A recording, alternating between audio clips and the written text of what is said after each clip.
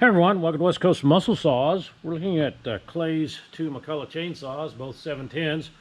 One a very early version and then the newer version. And I didn't do a complete restoration. I don't do restorations, but I do like to take some vintage saws that can be brought back to life and be used again for cutting firewood. And these were two prime examples. Did some major carburation work on this one here, and replaced fuel lines and just got them up to running good, got the ignitions working for them, and I'll fire them up and let you listen to them.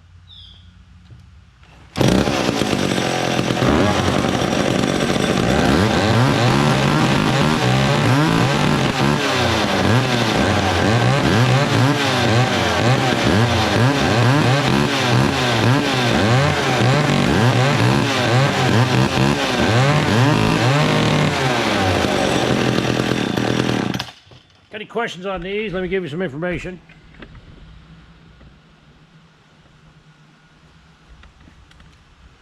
sawking@hotmail.com, 541-863-5387.